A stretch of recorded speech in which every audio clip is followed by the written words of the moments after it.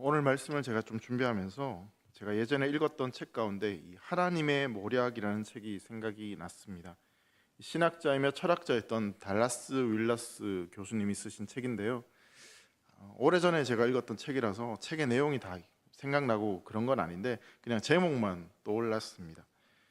근데 제가 그 책을 읽으면서 들었던 생각이 뭐냐면 책의 제목에 모략이라는 단어가 들어가서 조금 좀 의아한 생각이 좀 있었습니다. 왜냐하면 여러분 모략이라고 하는 단어를 생각해 보면 저는 가장 먼저 떠오르는 단어가 중상모략 뭐 이런 단어가 생각이 나가지고 좀 부정적인 단어가 아닐까 생각해서 굳이 왜 하나님의 모략이라고 이렇게 책 제목을 지었을까 그런 생각이 들었습니다. 사전에도 검색해 보면 이 모략은요 계략이나 책략 그리고 남을 해치려고 속임수를 써서 이를 꾸미는 일 뭐 이렇게 설명을 합니다. 성경에서도 이 모략이라고 하는 말이 타인을 해치려고 쓰는 꾀나 속임수로 번역이 되기도 합니다. 잠언 12장 5절 말씀을 보면 악인의 모략은 속임이니라라고 이렇게 말씀하고 있는데 여기서 말하는 이 모략이 바로 타인을 속이고 또 죽이려고 하는 어떤 그런 악한 꾀임 그렇게 이야기를 하는 거죠. 근데 성경을 보면 또 반대로 이 하나님의 깊은 지혜나 구원 계획을 뜻할 때 이 단어가 사용되었다는 것을 발견하게 됩니다. 이사야 11장 2절 말씀인데요. 그의 위에 여호와의 영 곧 지혜와 총명의 영이요 모략과 재능의 영이요 지식과 여호와를 경외하는 영이 강림하시리니라고 말씀합니다. 여기서 말하고 있는 이 모략은 이 완벽한 하나님의 통치 전략 그리고 하나님의 지혜를 뜻하는 것으로 번역이 되었습니다. 그리고 우리가 잘 알고 있는 이사야 9장 6절 말씀 보면 이는 한 아기가 우리에게 낳고 한 아들을 우리에게 주신 바 되었는데 그의 어깨에는 정사를 메었고 그의 이름은 기묘자라 모사라 이렇게 말씀하고 있습니다. 여기에서 이 모사라는 이 말이요 모략을 가진 분 이런 뜻을 가지고 있습니다. 그래서 영어 성경에서는 이 원더풀 카운셀러 이렇게 번역을 하기도 하는데요. 성경에서 예수님과 관련돼서 이 모략이라는 단어가 쓰일 때는 어떤 인간의 얄팍한 꾀나 속임수로 번역이 되는 것이 아니라 그 단어 속에 가지고 있는 의미가 뭐냐면 하나님의 원대한 구원 계획과 하나님의 탁월한 지혜를 나타낼 때 이 모략이라고 하는 단어를 사용했습니다. 즉 이 하나님의 모략이라는 것은 예수님을 통해 세상을 구원하시려는 하나님의 은밀하고도 강력한 계획을 의미한다라고 볼 수 있는 것이죠. 그래서 이 하나님의 모략이라고 하는 책에서도 하나님의 모략을 어떻게 소개를 하고 있냐면요. 앞에 자막을 한번 보시고 같이 한번 읽어볼까요? 같이 읽습니다. 시작. 하나님의 모략은 인간 안에서 오랫동안 일해온 하나님 나라의 숨은 역사 이렇게 정의를 하고 있습니다. 그러니까 하나님의 숨은 역사 즉 하나님의 이 모략은 우리 인간의 눈에는 잘 드러나 보이지 않지만 분명히 우리 인생 가운데 존재하고 있고 역사하고 있으며 이 세상과 우리를 다스리시는 하나님의 지혜다라고 말을 하고 있는 것입니다. 성경에서 동일하게 그런 의미들로 이 단어가 사용되고 있다는 것을 우리는 발견하게 되는 것이죠. 성도 여러분, 특별히 오늘 말씀을 통해서 저는 우리가 어떤 인간의 모략을 뛰어넘어 우리의 삶에 일하고 계시는 이 하나님의 모략 우리 눈에 잘 드러나지 않지만 여전히 우리 인생 가운데 우리를 통해 역사하시는 그 하나님의 모략을 깨달아 알아가는 귀한 시간이 되었으면 좋겠습니다. 만일 여러분들 가운데 오랫동안 내 삶에 일하시는 그 하나님의 숨은 역사를 아직 발견하지 못했거나 아니면 아직 그것을 경험하지 못하고 누리지 못하는 분들이 계시다면 오늘 말씀을 통해서 내 삶 가운데도 하나님은 여전히 일하고 계시고 하나님의 모략, 그 하나님의 계획하심이 있다는 것을 다시 한번 발견하고 그것을 누릴 수 있는 귀한 시간이 되기를 주의 이름으로 축복합니다. 여러분 오늘 말씀은요 예수님께서 죽은 나사로를 살리신 후에 이 사람들의 반응과 또 그 뒤에 예수님께서 어떠한 행적을 하시는지에 대한 말씀이 기록되어져 있습니다. 죽은 지 나흘이나 지나 정말 썩은 냄새가 나는 진짜 죽었던 나사로를 살리신 예수님을 목격한 사람이라면 예수님이야말로 정말 생명의 주관자이시며 메시아라는 사실을 분명히 믿을 수밖에 없을 것입니다. 죽은 자가 살아났습니다. 정말 그냥 잠자던 자가 아니라 죽은 자가 살아났다는 것은 굉장히 놀라운 기적이었죠. 근데 여러분 오늘 말씀을 보면요 이런 놀라운 예수님의 표적에 대해서 사람들의 반응이 둘로 나뉘어졌다는 것을 발견하게 됩니다. 먼저는 예수님의 표적을 본 많은 사람들이 예수님을 정말 믿었다라는 것을 발견하게 됩니다. 그런데 그런 표적에도 불구하고 예수님을 받아들이지 않았을 뿐만 아니라 어떤 사람들은 지금 마음이 정말 완악해져 가지고 오히려 이 종교 지도자들 바리새인을 찾아가 가지고 예수님에 대해서 막 일러바치는 그런 사람들이 있었습니다. 그러니까 이 말은 뭐냐면 하나님의 모략에 동참하는 사람이 있었고 또 반대로 어떤 이 사람의 모략, 사람의 계획을 따르려고 하는 그런 자신만의 계획을 가지고 있었던 사람들도 있었다라고 볼 수 있는 것이죠. 이들은 사람의 모략으로 하나님의 모략을 이길 수 있고 그것을 덮을 수 있다라고 생각을 했던 것 같습니다. 요한복음 11장 45절과 46절 말씀을 보면요, 마리아에게 와서 예수께서 하신 일을 본 많은 유대인들이 그를 믿었으나 그 중에 어떤 자는 바리새인들에게 가서 예수께서 하신 일을 알리니라 라고 표현하고 있습니다. 45절 말씀 보면 예수께서 하신 일을 본 많은 유대인들이 그를 믿었다, 예수님을 믿었다 이렇게 끝이 나면 참 좋겠는데 그렇게 끝이 나지 않고 믿었다가 아니라 믿으니라 뭐 그러면서 뒤에 뭔가가 이어지는 그런 느낌이 드는 말씀이 이어지고 있죠. 그곳에 있던 사람들이 모든 사람들이 믿었던 것이 아니다라는 것을 이야기하고 있는 겁니다. 그래서 46절 말씀을 보면 그 중에 어떤 자는 이렇게 표현을 하고 있는데 원문 성경을 보면 그 앞에 그러나라고 하는 단어가 첨부되어져 있습니다. 그러니까 믿는 사람들도 있었지만 그러나 믿지 않는 사람들도 있었다라는 것을 이야기하고 있는 것이죠. 그 가운데 몇몇 사람들이 바리새인에게 가서 예수님이 하신 일을 구했다라고 표현하고 있는데 이 구했다는 표현도 사실은 좋은 의미로 그렇게 구했다라는 것이 아닙니다. 이 정확한 의미는 뭐냐면 예수님을 고자질하기 위해서 찾아갔다, 그런 의미를 가지고 있습니다. 그래서 공동 번역 성경을 보면 이걸 어떻게 번역했냐면 일러 바쳤다 이렇게 표현을 하고 있습니다. 뭔가 잘못된 일, 뭔가 부정적인 일들을 일러 바쳤다라고 그렇게 표현을 하고 있는 것이죠.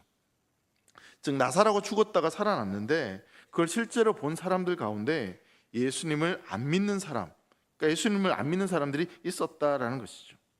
그러니까 예수님을 믿는 것보다는 오히려 이 고자질을 해가지고 일러 바쳐서 뭔가 더 큰 유익을 얻을 수 있지 않을까, 그런 생각을 한 사람들이 있었다라는 것을 발견하게 됩니다. 자, 이렇게 이들이 일러 바치는 것을 통해서 어떤 일이 일어나냐면 이 47절에 보면 사내들인 공회가 모이게 된다는 것을 보게 됩니다. 47절입니다. 이에 대제사장들과 바리새인들이 공회로 모으고 이르되 이 사람이 많은 표적을 행하니 우리가 어떻게 하겠느냐라고 이야기합니다. 사실 이 말씀 자체만 보면 이 공회가 뭔가 모여서 예수님이 많은 표적을 행하셨으니까 예수님을 좀 뭔가 높여드린다거나 뭔가 예수님을 메시아로 인정한다거나 뭐 그런 회의로 모인 것처럼 보여지기도 합니다. 여러분, 사내들인 공회는 유대에 있는 그 어떤 최고의 의결 기관이다라고 볼 수 있죠. 당시 가장 거룩하다고 생각하는 종교 지도자들이 모여 있는 그런 공동체였습니다. 근데 지금 이 공회가 모여서 하는 일들을 쭉 뒤에 이제 살펴보게 되면 뭔가 거룩한 자들이 함께 모여서 뭔가 거룩한 일을 결정하려고 모였다라기보다는 뭔가 기도하면서 하나님의 뜻을 구하기 위해서 이들이 모였다라고 보여지지 않고 하나님이 정말 왜 이런 일들을 행하셨는지 하나님의 뜻을 구하는 그런 모습들, 고민하는 모습들을 발견하지 못합니다. 그런 모습들이 전혀 등장하지 않는 거죠. 왜 그렇다면 이들이 우리가 뭔가 기대하는 어떤 사내들인 공회, 거룩한 자들의 모임에서 해야 될 어떤 회의나 결정들이 아니라 다른 방향으로 이 모든 것들이 이루어지고 있는 것일까? 그럼 당시 사내들은요, 이 71명으로 이 공회가 이루어져 있었습니다. 근데 여기에 그 공회원들이 대부분 누구였냐면 종교 지도자들이었는데 다수가 이 사두개인이었고 바리새인들로 이렇게 구성되어져 있었습니다. 그리고 대제사장이 의장 역할을 하는 그런 의결 기구였는데 이 사내들인 공회의 다수를 차지했던 사두개인들이 누구냐면 이들은 기본적으로 구약 성경 중에서 모세 오경만 인정하는 사람들이었습니다. 근데 이 모세 오경을 보면 문자적으로 본다면 육체의 부활을 인정하는 그런 말씀이 모세 오경에는 등장하지 않습니다. 그러다 보니까 이 사두개인들은요, 육체의 부활을 믿지 않고 인정하지 않았어요. 죽으면 그냥 끝이라고 생각했기 때문에 지금 주어진 이 땅에서 잘 먹고 잘 사는 것이 너무나 중요하다라고 생각하는 사람들이 바로 이 사두개인이었습니다. 근데 이렇게 생각하는 사두개인들의 입장에서는 지금 예수님께서 나사로를 살리신 이 사건이 굉장히 난리가 날 만한 그런 엄청난 일이었던 거죠. 부활이 없다라고 생각했는데, 부활이 있어서는 안 되는데, 물론 이제 나사로가 정말 어떤 부활이다라고 말하기에는 조금 아닐 수는 있겠지만, 근데 어쨌든 죽은 사람이 지금 살아난 겁니다. 지금 일어날 수 없는 일이 일어나게 된 것이고, 그리고 이들이 볼 때는 일어나서는 안 되는 일이 지금 일어나게 된 것입니다. 그러니까 이 사두개인들 입장에서는 정말 엄청난 그런 이제 문제거리가 생겨나게 된 거죠. 그러다 보니까 이 사두개인들이 요한복음 12장으로 넘어가면 나사로를 다시 죽이려고 하는 그런 모의를 하기도 합니다. 그리고 이제 바리새인들 입장에서도 이게 좀 난리가 난 그런 상황이었어요. 왜냐하면 잘못하다가는 전부 다 예수님을 믿고자 따르고자 그렇게 따라가다 보면 지금 자신들이 누리고 있는 어떤 기득권, 뭔가 권력들을 다 예수님께로 쏠릴 수 있는 그런 상황이기 때문에 이들도 어떤 위기감을 느꼈을 것이다 라고 생각되어집니다. 여러분, 이들은요 표적을 행한 예수님을 보았고 또 그 이야기를 실제로 들었습니다. 여기서 잠깐 이 요한복음에 일어났던 이 표적에 대해서 좀 생각을 해보자면, 여러분 요한복음에는요 예수님이 행하신 표적이 7개가 기록되어져 있습니다. 여러분, 성경에서 7은 어떤 의미를 가지고 있을까요? 7은 완전수를 의미합니다. 예수님께서는 표적을 훨씬 더 많이 사실은 행하셨습니다. 근데 왜 요한이 이 요한복음에는 딱 7개만 기록을 했을까요? 그것은 바로 예수님이 진짜 메시아이고 참 하나님이시다, 완전하시다는 것을 이렇게 이제 표현을 하고 있는 겁니다. 여러분, 예전에 바리새인들이요 예수님에게 이런 말을 한 적이 있었습니다. 요한복음 2장 18절 말씀 보면, 이에 유대인들이 대답하여 예수께 말하기를 내가 이런 일을 행하니 무슨 표적을 우리에게 보이겠느냐라고 이야기합니다. 예수님이 성전을 청결하게 하실 때 그때 유대인들이 뭐라고 했냐면, 당신이 이런 일을 행하니 무슨 표적을 우리에게 보이겠느냐 이렇게 이야기를 하는 겁니다. 예수님한테 당신이 진짜 메시아라면 우리에게 좀 표적을 보여달라, 당신이 메시아라는 증거를 우리에게 보여달라, 그렇게 요청을 한 거죠. 자, 그래서 예수님께서 어떻게 하셨습니까? 이들에게 표적을 보여주셨습니다. 7개의 표적을 보여주셨고요. 그리고 제일 마지막에 표적이 뭐냐면 바로 죽은 자가 살아나는 표적을 보여주셨어요. 물론 훨씬 더 많은 표적을 예수님께서 보여주셨지만 요한복음에 이 7개의 표적을 기록했던 것은 이들에게 예수님께서는 완전하게 보여줄 것을 다 보여주었다, 지금 그런 이야기를 하고 있는 겁니다. 여러분, 사내들인 공의에 모인 이 종교 지도자들은 정말 율법에 능통한 자들이었습니다. 무슨 말이냐면 예수님께서 행하신 이 표적, 그리고 예수님께서 하신 이 말씀을 이들은 다 진실이고 정말 예수님이 메시아라는 것을 충분히 알 수 있는 그런 상황에 있었던 사람이라는 것을 알 수 있는 것이죠. 자, 그런데 이들은 그 표적을 통해서 예수님을 믿는 것이 아니라 오히려 걱정하고 두려워합니다. 왜냐하면 그 표적을 행하는 예수님을 사람들이 따랐다가 이 폭동이라도 일으키면 그게 큰 문제가 된다라고 생각했기 때문에 그렇습니다. 폭동이 일어나게 되면 로마 사람들이 와서 지금 그들이 누리고 있는 그 기득권들, 그리고 그 이스라엘 백성들을 괴롭히고 또 약탈하고 어려움에 처할 수 있는 그런 상황이 될 것이다라고 생각을 하게 된 거죠. 겉으로 보면 이들은 지금 나라와 민족을 걱정하면서 예수님을 많은 사람들이 따라가면 이 큰일이 날 것처럼 그렇게 지금 이야기를 하고 있는데, 근데 사실 이들의 본심은 뭐냐면 이 일 때문에 지금 자기들이 누리고 있는 어떤 기득권, 권력, 그리고 이 모든 것들이 예수님께 다 쏠릴까 봐 그게 지금 걱정되어 가지고 두려워하고 있는 것이죠. 여러분, 당시 기록에 의하면 제사에 드릴 소나 양이나 비둘기를 성전 주변에서 팔아서 1년에 벌어들인 돈이 얼마였냐면 우리 돈으로 치면 약 200억 가까이 되었다고 합니다. 얼마나 많은 돈이 성전에서 오갔는지를 짐작해 보게 되는 거죠. 그런 엄청난 수입과 재정적인 이익이 있었기 때문에 그것을 놓칠까 봐, 그 모든 수익이 이제 예수님께로 다 쏠릴까 봐 이들이 지금 두려워하고 걱정하고 있는 것이죠. 자, 그런데 바로 그때 이 사내들인 공회의 의장이었던 대제사장이었던 가야바가 뭘 그렇게 걱정하느냐 하면서 뭔가 해결 방안을 딱 던집니다. 역시 대제사장이야. 뭔가 이런 느낌이면 참 좋겠지만 이 대제사장도 역시 이 사내들인 공회의 사람들과 한 통속이다라는 것을 발견하게 됩니다. 뭐라고 이야기하냐면 50절 말씀에 이렇게 이야기합니다. 한 사람이 백성을 위하여 죽어서 온 민족이 망하지 않게 되는 것이 너희에게 유익한 줄을 생각하지 아니하는도다 하였으니라고 말합니다. 뭐라고 이야기하냐면 지금 한 사람만 죽으면 된다, 한 사람만 죽으면 다 끝난다, 그런 이야기를 하고 있죠. 한 사람만 죽으면 우리가 더 이상 이런 걱정할 필요도 없다, 민족이 다 산다, 그렇게 지금 이야기를 하는 겁니다. 그러면서 그 한 사람을 죽이자라고 이야기합니다.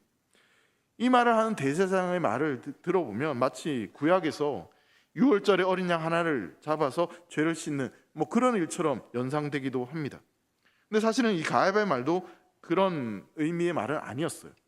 로마의 어떤 비위를 맞추기 위해서 이 한 사람 예수님을 죽이자, 지금 그렇게 이야기를 하는 겁니다. 그러면서 예수님이 왜 죽어야 되는지, 정말 죽을 만큼의 엄청난 죄를 저질렀는지 그런 것에 대해서는 전혀 언급하지 않고 그냥 그 한 사람 죽이자, 그래야지 우리가 산다, 이야기를 하고 있는 것이죠.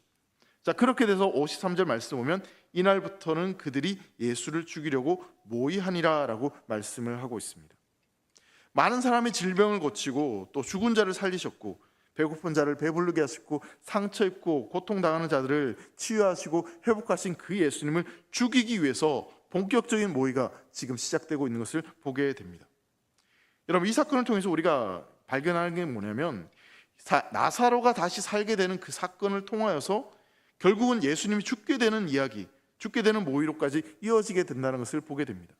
한 사람은 살았는데 근데 예수님은 결국 죽게 되는 일로 이어지게 되는 것이죠.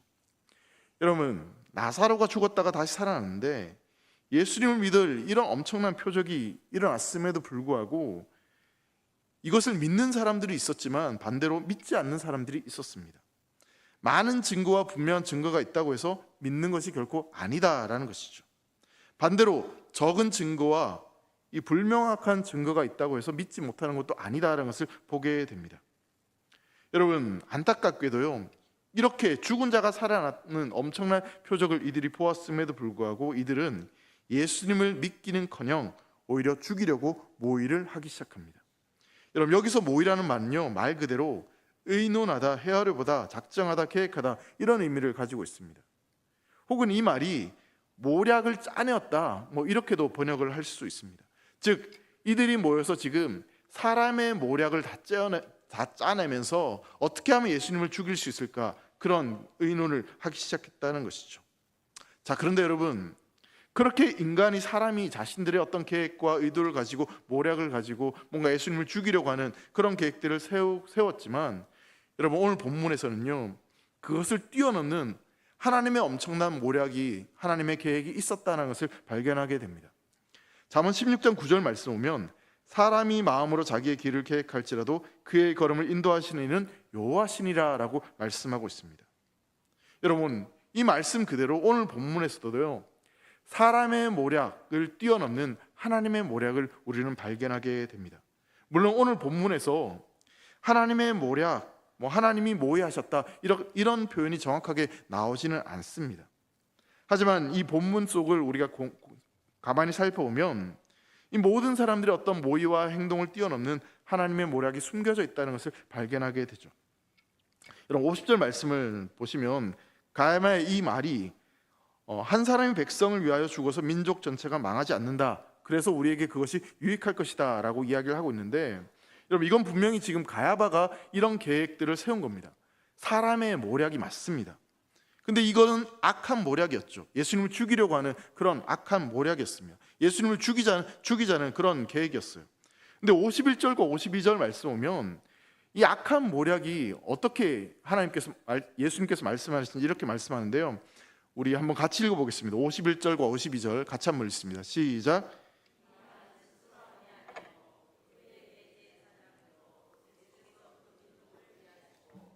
또 그 민족을 위할 뿐 아니라 흩어진 하나님의 자녀를 모아 하나가 되게 하기 위하여 죽으실 것을 미리 말함이러라. 여러분, 이 말은 스스로 함이 아니다라고 말씀하고 있죠. 이 대제사장 가야바가 스스로 이 말을 한 것이 아니다라고 이야기합니다. 그러면서 예수께서 그 민족을 위하시고라는 표현이 나옵니다. 그러니까 대제사장 가야바가 지금 이렇게 한 말은 자기가 입을 열어서 말을 했지만 그 말을 하게 하신 분, 또 그것을 성취하신 분이 누구라는 것을 이야기하고 있습니까? 바로 예수님이 그 말을 하게 하셨고 또 그 말을 하게 하신 것은 바로 내 백성들을 위해서 그 말을 하게 하셨다라는 것입니다. 여러분, 그들은 지금 사내들인 공의에서 모여가지고 모의를 하고 뭔가 그들만의 계획을 짜면서 이런 이야기를 하고 있지만, 예수님을 죽이려고 지금 이들이 하고 있지만, 사실 이것은 구약 성경으로부터 이미 하나님께서 우리에게 예언하시고 약속하신 하나님의 모략이었다라는 것을 발견하게 되는 것이죠. 여러분, 예수님은요, 이 땅에 유월절 제물이 되기 위해서 오셨습니다. 섬김을 받으려 오신 것이 아니라 많은 사람의 대속물이 되기 위해서 이 땅에 오셨습니다.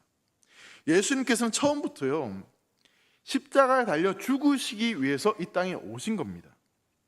가야바는 지금 민족을 살리기 위해서 자기들의 어떤 기득권과 부를 그대로 간직하고 유지하기 위해서 예수님을 죽이자고 이 말을 했지만, 사실은 그 이면에 그의 말은 모든 사람의 죄를 위해 죽으시기 위해 이 땅에 오신 예수님의 대속적인 희생을 예고하고 그것을 성취하시기 위한 예수님의 그 행하심을 지금 이렇게 이야기하고 있는 겁니다. 가야바는 지금 자기도 모른 채 그렇게 이 하나님의 구속 사역에 대해서 바르게 지금 선포하고 있는 겁니다. 분명히 악한 마음을 가지고 지금 이렇게 선포를 했는데, 근데 그게 실제로는 예수님께서 이 땅에 오셔서 어떤 일을 행하실지에 대해서 하나님의 모략을 정확하게 표현하는 그런 말씀으로 지금 하고 있는 것이죠. 성도 여러분, 유월절 어린 양은요, 누구의 손에 죽어야 합니까? 바로 대제사장입니다. 그러면 지금 이 사내들인 공의 대제사장이 누구입니까? 가야바입니다. 대제사장인 가야바가 지금 자신의 입으로 그 유월절 어린 양을 죽이겠다라고 이야기하는 겁니다. 바로 예수님을 죽이겠다고 이야기하는 것인데, 그 예수님이 죽으심으로 말미암아 우리에게 구원이 이루어진다는 것을 지금 스스로 고백을 하고 있는 것이죠. 대제사장 가야바가 지금 예수님의 십자가를 생각하면서 예수님이 달리실 그 십자가를 알고 지금 이런 말을 하는 것이 결코 아닙니다. 그는 그냥 사람들과 모의해서 악한 마음으로 거짓 누명을 예수님께 씌워서 예수님을 어떻게든 죽이려고 지금 이런 이야기를 하고 있는 겁니다. 근데 그렇게 말하고 있는데, 근데 그의 말은 사실은 하나님의 모략 가운데, 하나님의 계획 가운데 그 모든 것이 있었다라는 사실이죠. 겉으로 보면 예수님은 결국 그들이 모의하고 계획한 대로 십자가에 달려 죽으셨습니다. 그러나 여러분, 우리는 그것이 끝이 아니다라는 것을 알고 있습니다. 예수님은 십자가에 죽으셨지만 다시 부활하셨습니다. 그게 바로 하나님의 모략입니다. 성도 여러분, 사람이 아무리 철저하게 계획을 하고 사람이 어떤 악한 모략을 세운다 할지라도 하나님의 모략을, 하나님의 계획하심을 뛰어넘을 수 없습니다. 이 세상에 그 어떤 권력도, 그 어떤 계획도, 그 어떤 사람도, 그 어떤 어둠의 세력도 하나님의 뜻을 막을 수 없습니다. 여러분, 고린도전서 2장 8절 말씀을 보면요, 이 지혜는 이 세대의 통치자들이 한 사람도 알지 못하였나니 만일 알았더라면 영광의 주를 십자가에 못 박지 아니하였으리라 라고 말씀합니다. 여러분, 이 지혜가 바로 우리 하나님의 모략입니다.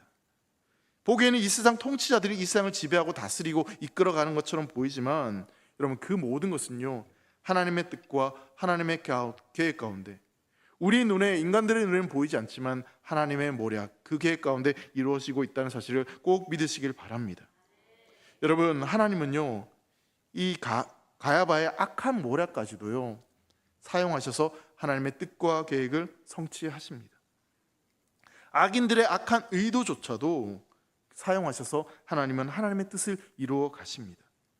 결국 모든 것이 합력하여 선을 이루실 수 있는 분이 바로 우리 하나님이십니다. 여러분, 이러한 사실을요, 우리는 창세기 등장하는 요셉의 삶을 통해서도 발견하게 됩니다. 창세기 50장 20절 말씀인데요, 우리 한번 같이 읽어보겠습니다. 시작.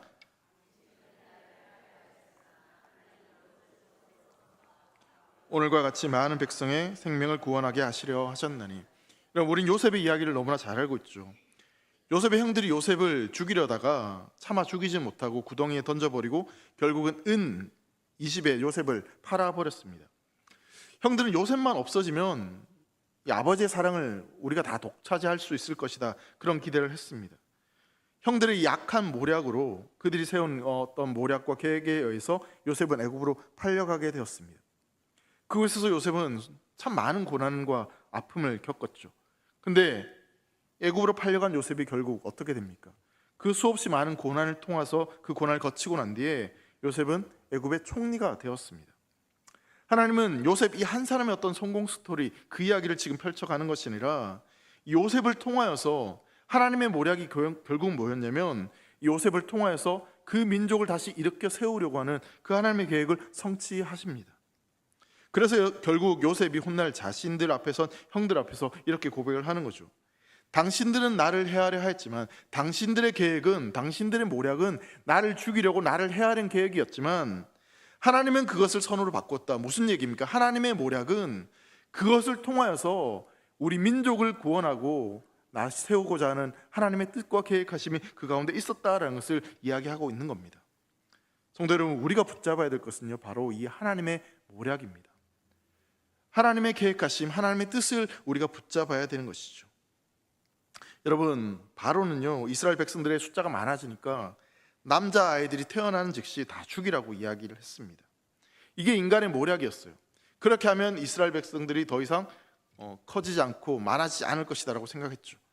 그런데 여러분 보세요. 모세는요, 갈대 상자에 담겨서 바로의 공주에게 발견됩니다. 아이를 죽이라고 명령했던 그 왕궁에서 이 모세가 자라나게 되는 이런 일이 벌어지게 되는 겁니다. 하나님의 모략은요, 하나님의 계획은 우리의 상식으로 우리가 도저히 알 수 없는 방법으로 하나님은 그 일을 이루어 가십니다. 여러분, 우리나라 영화 가운데 일제시대 이 독립운동가의 삶을 다루었던 암살이라고 하는 영화가 있습니다. 이 영화에 보면 배우 이정재가 맡은 역할이 있는데 바로 염석진이라는 인물이 여기에 등장합니다. 이 염석진이라는 인물이 누구냐면 이 청년대부터 독립운동을 하다가 결국은 나중에 스파이가 되는 그런 인물인데요. 근데 이제 주변 동료들이 이 염석진이라는 인물이 스파이란 걸 모른 채 그렇게 같이 여러 가지 계획들을 세워나갑니다. 근데 이 염석진은 스파이였기 때문에 독립군들이 계획하는 것들을 다 일본군에게 일러바치고 이 독립군이 누구인지를 다 고자질을 하게 됩니다. 세월이 흘러서 이제 해방이 되었습니다. 근데 염석진은 이 스파이로 살았던 그 과거를 다 자신만의 어떤 계획과 모략으로 다 뒤덮은 채 이 해방된 나라에서 이 경찰관으로 승승장구를 하게 됩니다. 근데 결국은 반민족행위 특별조사위원회에 불려가가지고 당신이 이런 일을 하지 않았냐, 스파이 활동하지 않았냐 그렇게 이야기하는데 결국은 증거 불충분으로 풀려나게 돼요. 그러니까 자기가 어떤 계획했던 모략을 통해 가지고 그런 위기들을 막 잘 빠져나갔던 그런 인물이었어요. 그런데 그 어느 날 이 염석진이라는 인물이 길거리를 걷고 있다가 독립군 동료였던 이 안옥윤이라는 인물을 만나게 됩니다. 너무 놀라 멈춰서고 있을 때 염석진에게 그 안옥윤이 이런 대사를 하는 장면이 있어요. 너는 왜 우리를 배신했느냐, 이런 대사가 나오죠. 근데 그 대사에 이어서 이정재, 이 염석진이라는 이 사람이 무슨 말을 하냐면 해방될 줄 몰랐으니까, 내가 해방될 줄 알았으면 이랬겠냐고, 해방될 줄 몰랐다, 그런 이야기를 하는 겁니다. 그러다가 결국 이 염석진이 어떻게 되냐면 총 맞아 죽게 됩니다. 왜 제가 이 영화 이야기를 하냐면요, 여러분, 하나님의 모략과 하나님의 계획을 모르고 또 그것을 우리가 깊이 생각하지 못하고 붙들지 않고 살아가면요, 결국은 우리의 선택과 우리의 삶은요 어긋난 길로 갈 수밖에 없습니다. 여러분, 아무리 우리가 인생이 힘들다 할지라도 반대로 우리가 하나님의 모략과 하나님의 계획과 하나님의 뜻하심을 온전히 붙들고 산다면 우리 인생은 결코 낙심하거나 좌절할 필요가 없다라는 사실이죠. 왜냐하면 마지막 그날을 우리가 꿈꾸며 내 인생 가운데 여전히 하나님이 함께하고 계신다는 사실을 믿기 때문에, 여러분, 믿는 자에게 주어지는 그 하나님 나라를 꿈꾸며 바라보며 나의 뜻을 걷고 세상이 아니라 하나님을 바라보며 살아가는 것이 있기 때문에 여러분, 우리 인생은 분명히 달라질 수밖에 없는 것입니다. 사랑하는 성도 여러분, 혹시 이 세상과 또 사람의 온갖 악독한 모략으로 인해서 너무나 괴롭고 힘든 시간들을 보내고 계신 분들이 계십니까? 다가올 미래가 너무나 불확실하고 그래서 너무나 근심 가득한 그런 인생을 살아가는 분들이 계십니까? 도무지 이해할 수 없는 그런 상황 속에서 하나님은 왜 이렇게 침묵하고 계시는지 고통스러운 분들이 계십니까? 여러분, 그 모든 상황들이 우리에게는 정말 이해되지 않는 상황일 수는 있습니다. 그런데 여러분, 그 순간 우리가 해야 될 일이 있습니다. 그것은 바로 하나님 편에 서는 것입니다. 하나님을 믿고 다시 하나님 앞에 엎드리는 것입니다. 여러분, 요셉을 팔아넘긴 형들의 계획도, 그리고 히브리 남자아이들을 다 죽이려고 명령했던 그 바로의 명령도, 예수님을 죽이려고 모였던 종교 지도자들의 모략도 결국은 하나님의 모략을 이기지 못했습니다. 하나님은요, 그 어떤 방해에도, 그 어떤 장애물에도 하나님은 하나님의 계획을 이루어 가시고 그것을 성취하십니다. 그렇다면 여러분, 그 하나님이 우리에게 주시고자 하는 것이 무엇이겠습니까? 하나님은 우리에게 가장 좋은 것을 주시는 분인 줄 믿으시기를 바랍니다. 그러하게 여러분, 눈에 보이는 현실이 아니라 보이지 않는 하나님의 계획을 신뢰하시기를 바랍니다. 인간의 모략은요, 하나님의 모략을 이길 수 없습니다. 그분의 모략은 절대로 실패하지 않습니다. 하나님의 계획은 반드시 이루어집니다. 아무리 인간의 모략이 치밀하고 거세도 절대로 여러분들을 해할 수 없습니다. 지금도 하나님은 그 아들이신 예수님을 통해서 놀라운 새로운 역사를 이루어 가십니다. 여러분, 우리가 이 믿음을 가지고요, 하나님과 그의 나라를 바라보면서 하나님의 모략, 내 인생 가운데 여전히 일하시는 그 하나님을 바라보며 살아갈 수 있는 사랑하는 모든 성도들 되시기를 주의 이름으로 축복합니다.